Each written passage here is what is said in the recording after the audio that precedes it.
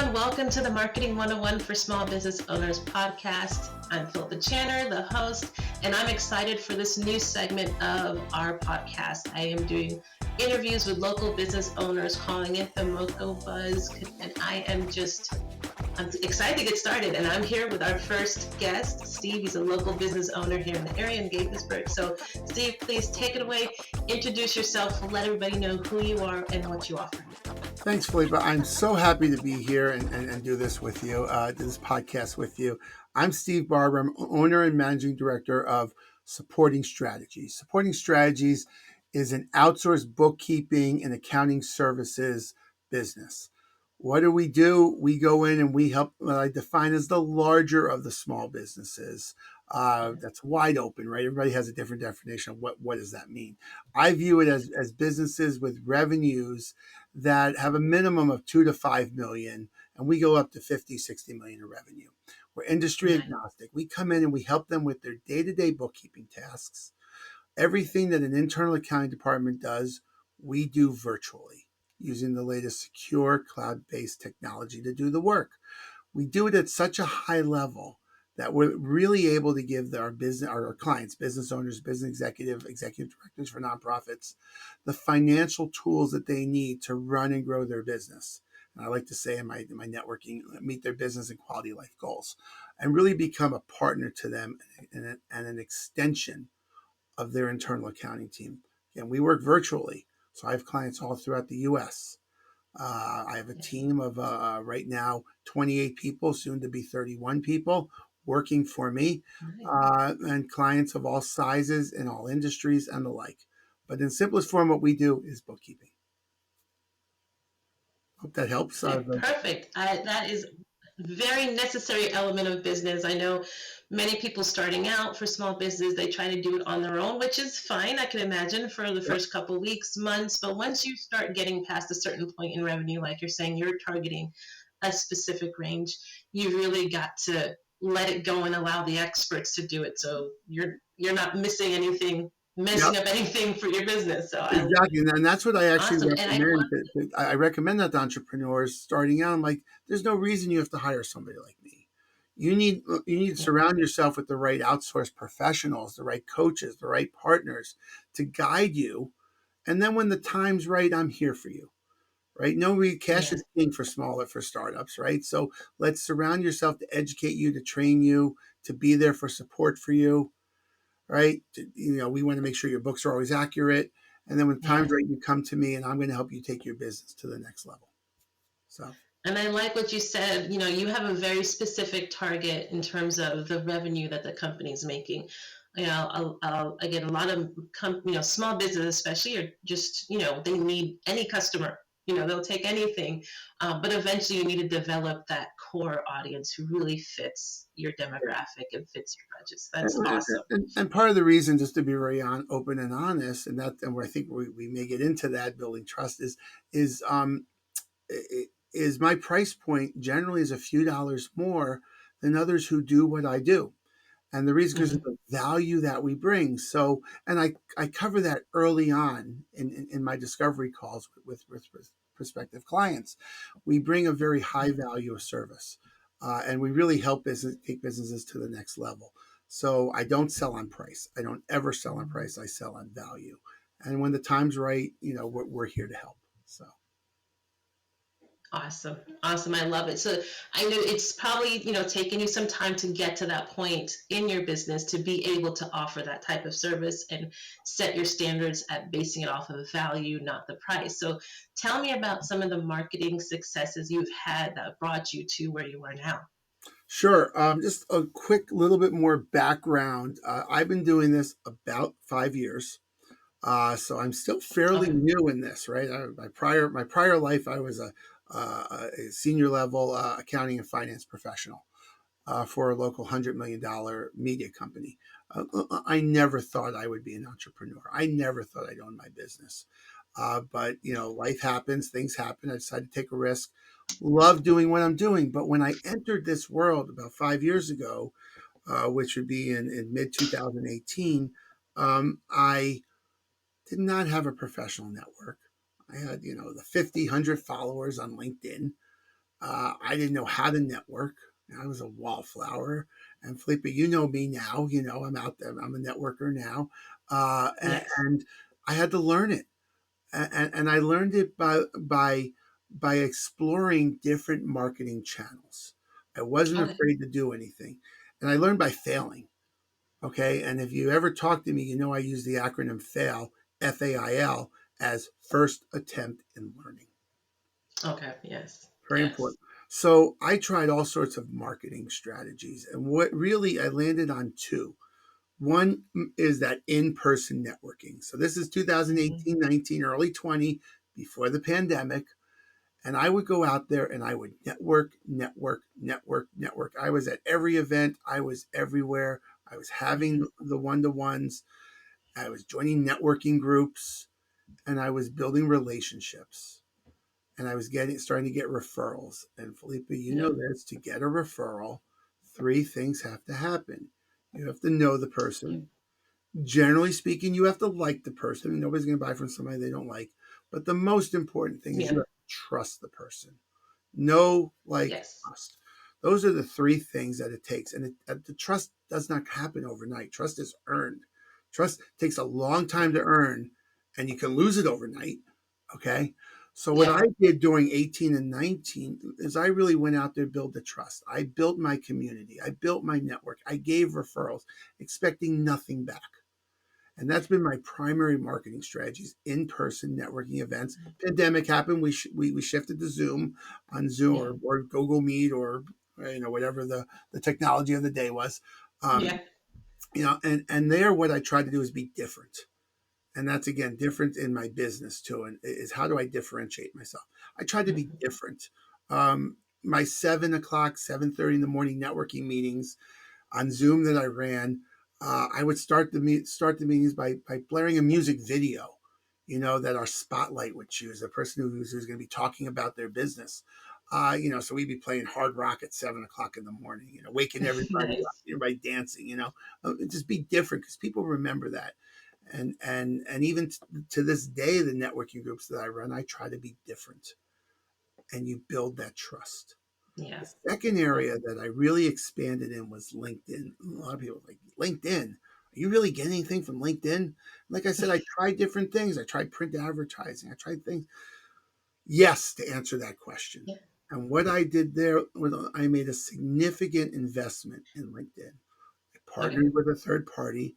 I grew my Yep. LinkedIn followers from whatever I had, 50, 100, to over Yeah. 5,000. And I Nice. did that by networking online, not selling. Okay. I was giving stuff away. If everybody wanted to connect with me, I had a virtual one-to-one with them, sometimes in person, before the pandemic happened, and even now. Yeah. And I've gotten business from that. In fact, I've gotten one of my largest clients came to me through LinkedIn, through a LinkedIn outreach campaign. Took me a Yeah. year to close them. Okay, because again, LinkedIn, nobody trusts anybody, social media. Yeah. But I built the trust with them. I did some private consulting, and they're one of my largest clients to this date. And I actually do in-person activities for them. They're one of the few that we go to their office once a quarter and meet with them. So LinkedIn works when done correctly, and again, in-person, Zoom-based, whatever it is, networking. Focus that's not attending, not selling. Don't Yeah. ever sell, right? Yeah. Make connections, build trust. And when you're asked to sell, then you sell. Denny, so So that's been my I strategy. It's pretty yeah. simple. But Felipe, you and I come from the networking world. We see each other all the Yeah. time at events, whether it's the Gaithersburg Germantown Chamber, the only chamber, whatever it may be, right? We see each other at events. You do the right thing. You sponsor, activities, Mhm. for your business. I do the same. Mhm. You do giveaways, at some of the ribbon cuttings and whatnot. I do the same. We're very, very simple. It works, and people know. And it's amazing how a lot of folks say, I don't want to go spend money. I don't want to do this. You have to spend money to make money. Yes. Yep. You have to join networking groups. If this is your strategy, you have to join networking groups, join chambers of commerces. Yes. I joined just about every chamber that's out there, but to be very honest, I get out what I put in. Yes, I was going to say joining is just the first step. It's what you do with that membership, not Right. just waiting for things to come to you. You've got to get out there and be active with these Correct. organizations. Right. Don't expect just because you're in a directory, just an online It's directory going or to happen. whatnot, you're going to get all these referrals. You got to go out there. Yeah, You got to build relationships, both yeah, people within your inner circle and in your outer circle, yes, because you never know who anybody knows. yeah. You Yep, know, I've I gotten got a lot of I got referrals referrals, from but random people that didn't work with me, but they were sending me business because I wasn't right for them at the time, but they're sending me referrals, and I'm like, this is awesome. This is how networking works. exactly. I mean, some of my one of my best referrals I got, it wasn't a direct referral of a client, but it was an introduction, came from a mortgage broker, a mortgage person. Yeah, Uh, they're B2C. I'm B2B. We run in two different circles, but when yeah, you meet those those master networkers, quality networkers, they can make connections for you that are so meaningful. And then it's up to you to deliver. So again, it's being out there developing that yeah. trust, Yes, so awesome. Okay, now the next question is on the other side is tell me something marketing wise that you've tried that just didn't work the way you expected or something that you would like to try and just haven't been able to kick it off the ground, something you're struggling with. so where do I start? Right? It's easy to talk about successes. Yes. So again, I try a lot. I still try a lot. Uh, I'll give you a couple of examples. I'll give you three actually. Okay. Um, Remind me if I forget. LinkedIn. Okay, I talked about the success I had with LinkedIn. Yeah. Well, I went through some trials and tribulations, finding that right message, right? Yeah. Not selling, building trust on social media. We failed. In first attempt in learning, we failed Yeah. for the first 6 months until we pivoted and adapted. Um, uh, Second area of a challenge I've had that I've pivoted is, again, I sponsor events. So there's a golf tournament that I sponsored up in Carroll County for an association. It's a charity tournament. And their mission, I fully believe in, is giving scholarships to high school kids who want to get into college in Yeah. Carroll County. I sponsored this golf tournament, first the beverage cart, and then full title sponsor for 2 years. I did it. I believe in their mission, and I'll still donate. But I did it from a business standpoint. And I Mm-hmm. said, I need certain folks at these tournaments, Yeah. okay, that can lead referrals to me. And then, I set up on a hole and we started talking with them. Well, it didn't work out, okay, Mm. either year. So other than being a great guy and giving to this awesome charity or this awesome association, which I will still do, Yeah. that marketing strategy for me did not work. Yeah. And it was a significant investment. So Yeah. I pivoted that. I still sponsor golf tournaments, but they're more strategic in nature now than that. Okay. Yeah. Um, the third area that I've struggled in is back on networking. So I've had Mm-hmm. a lot of success, but Mm-hmm. I've also had a lot of troubles finding that right networking group. Early on when I started, Yeah. again, I mentioned I didn't know anything. I was a wallflower. Okay, Yeah. didn't know. Met the right people who took me under their wing. But I joined certain networking groups and certain networking organizations. I'm not going to name them. They were the wrong organizations for me, Yeah. not for anybody else. They're great organizations, great people. For Yeah. me, they were the wrong. I didn't know that until, again, after I made a significant investment. I Yeah. gave, I gave, I gave. I was not getting anything back. And I almost gave up on networking because of that mistake I made. So my Mm-hmm. advice when I actually give a presentation on networking like a pro, Mm-hmm. and one of the things I say, if you join a networking group and it's not, you give it X time, you talk to the team about what your expectations are. Everybody's different expectations, Yeah. and if it's the wrong group, leave. Don't stay in the group because you prepaid for the year, because Yeah.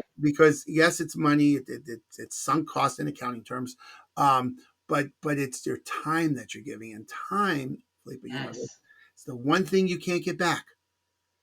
Father Time and Mother Nature are two people that are undefeated and will always be undefeated, right? So Yeah. make that change. So those are three things that I did where I had to pivot on each of them. I didn't give up, almost. I didn't give up, and I pivoted and found success in each of those marketing channels. That is awesome. And I love that you went through these struggles, but you learned from them also. And you didn't allow them to stop you. You use these as again, like you said, I love your acronym for fail. Um, first attempt at trying. And I First attempt in learning. First attempt in learning. There you go. First attempt in learning. And I love that you are learning from these and being able to adapt and grow your business from them. I think you are probably further along now because you made those changes and didn't allow them to stop you where you were. Right. And I also believe from the marketing front that you Mhm. have to invest in marketing. In my Yes. prior career, I was in finance. Marketing was usually the first thing cut. And I kept to say no, because you need to invest. You need to spend money. You need to measure your ROI, your return on the investment, but you Yeah. need to spend money on marketing. It should be the last thing cut when you're looking to manage cash flow. So I am not a marketer. I surround myself with marketers who help guide me. I'm an accountant. I'm a finance guy. I'm now an entrepreneur, but I'm not a marketer. Did an MBA class in marketing, great, but uh, um, so I surround myself with the right people who develop a marketing strategy for me that I invest in every single day, every week, every month. Awesome. Well, Steve, I appreciate your time and your support here. I would love to invite you back one day to learn a little bit more about your LinkedIn strategy and what you did if you're interested in sharing that. But otherwise, for now, please let all the listeners know how they can follow up with you. If they're interested in getting your support and services, how can they get started with you? Very easy. You can go on to www.supportingstrategies.com. Okay, and you can search for me under Maryland and Northwest Maryland. Nice picture of me and my business development person, a little bit about our bios, and our services are on there. You can email me. Simple. S Barber, really, really simple, just like a haircut. S Barber at supportingstrategies.com. Okay. Or just pick up the phone and call me. 301-329-0342. That's another thing. People need to pick up the phone and call more. But I'm happy to have a 15-minute conversation with anybody. You know that. So. Okay.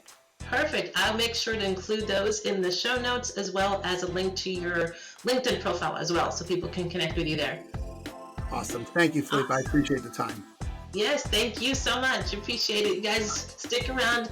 Next week, Wednesday, will be some more marketing tips and advice. And then Friday, we'll have another interview with a local business owner. So thanks for listening. You guys have a great weekend.